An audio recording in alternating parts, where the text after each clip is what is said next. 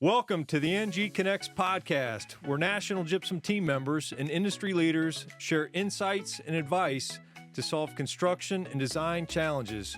We obsess over the details to help you build better.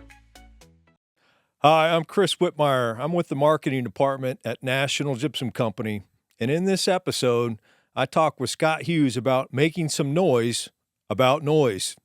Scott Hughes is a construction design manager for National Gypsum Company, focusing on the Northeast and Mid-Atlantic regions.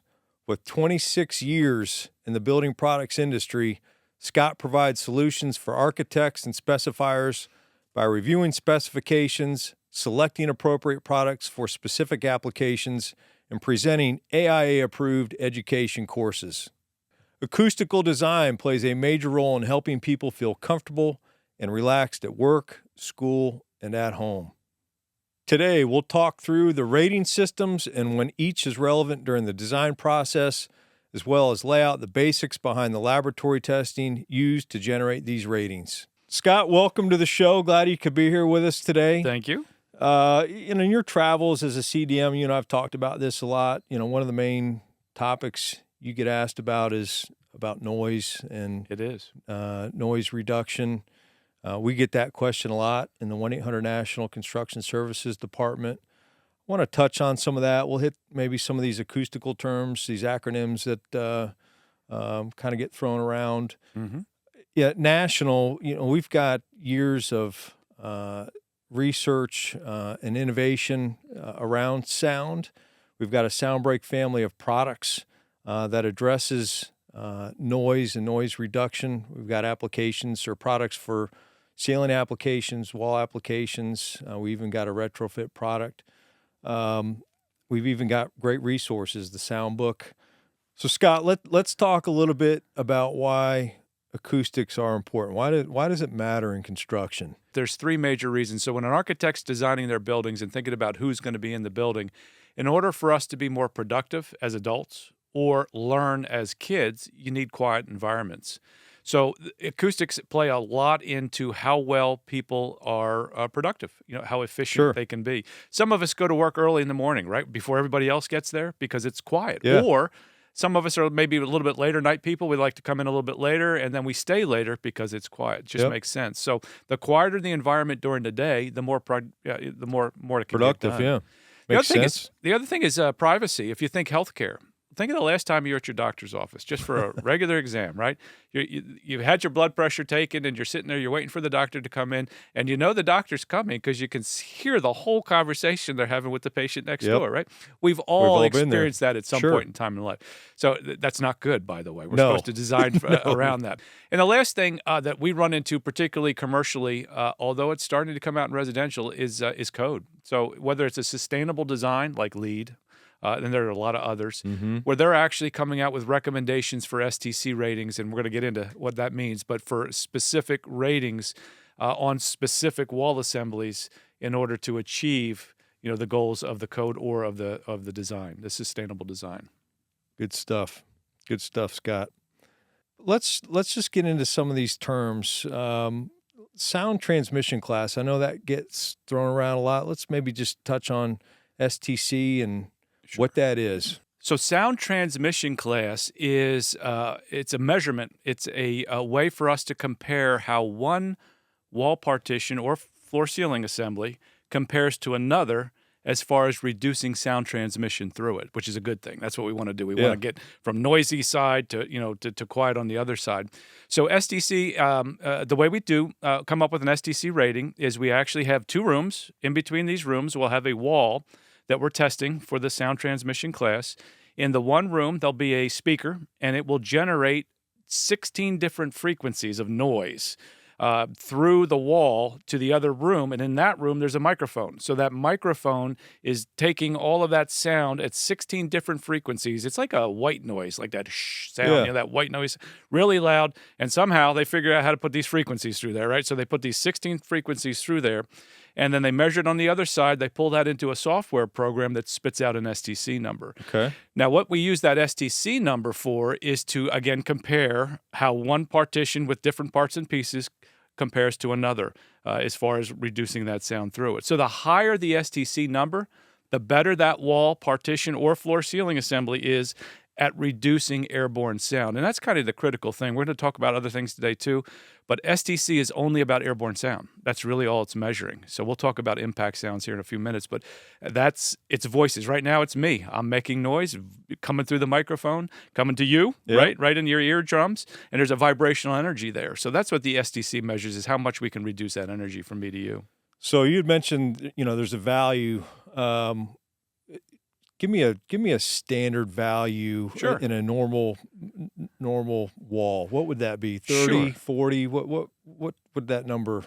Right. 30, 40 is going to be pretty low on the scale. Okay. So I think the goal, when we talk with architects and we're designing buildings, most codes will require a STC 50. Now there's ranges, right? But the standard would be an STC 50. So for example, if there's an STC 50 wall between you and I right now, I would have to really yell as loud as I can for you to distinguish what I'm saying. You'd hear some noise, but you wouldn't really know what I'm saying unless I'm as loud as I possibly could be. Sure. Now, if we lower that a little bit, say an STC 45, it's only 5 points of STC, but it's a significant difference. That's almost what I would call a paper-thin wall. Not quite, but I could talk a little bit louder than I am now, and you would be able to pick it up.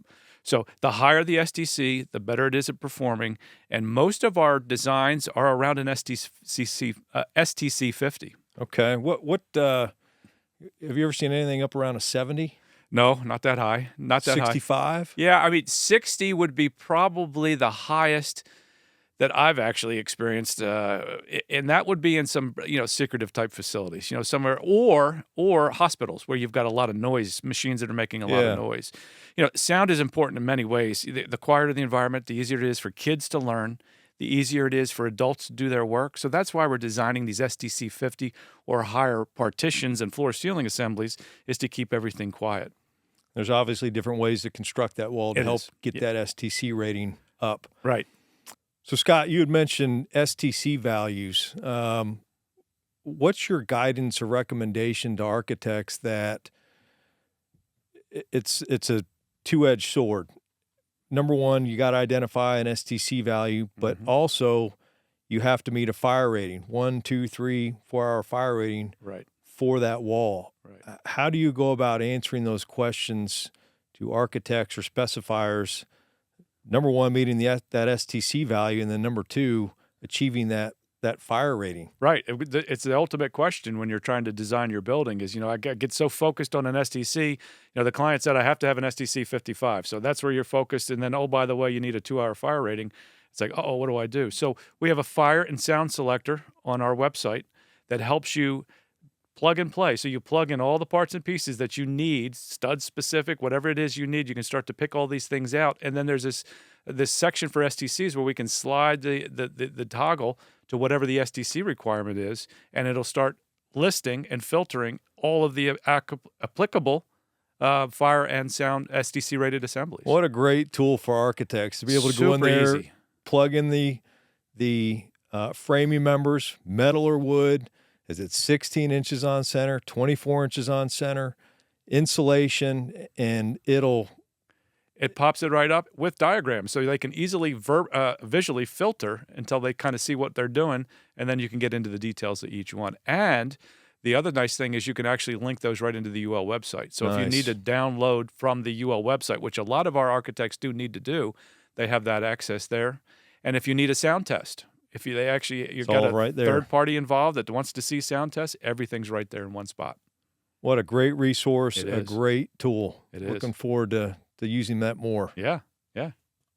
So, Scott, great job explaining STC and sound transmission class, CAC, ceiling attenuation class. What is that exactly? Sure. CAC, like STC, is measuring airborne sound again. It's measuring, most of the times it's people's voices. But instead of going through the partition like an STC measures, we're actually going up and over it with the CAC. So a CAC will measure any sound that gets through the ceiling in a plenum area over a partition that doesn't go all the way up to the deck into the next room. So that's what that's measuring. And again, the higher the CAC rating, the better that ceiling is, or that drop ceiling is at keeping noise from going up and through into the other side. So it's just another avenue, another direction for sound to get through. And just like constructing walls in a certain manner can help that STC value, there's probably methods that you can do to help make that STC, or the CAC value a little bit better. Probably insulation, right? Insulation always helps. Yeah, you can always throw some insulation on that as well. The best is to actually build your partition right up to the deck, but sometimes we don't do that. So okay. So Scott, we talked about STC, we talked about CAC. There's also IIC, Impact Insulation Class. Let's touch on what that is and how to control that. Right.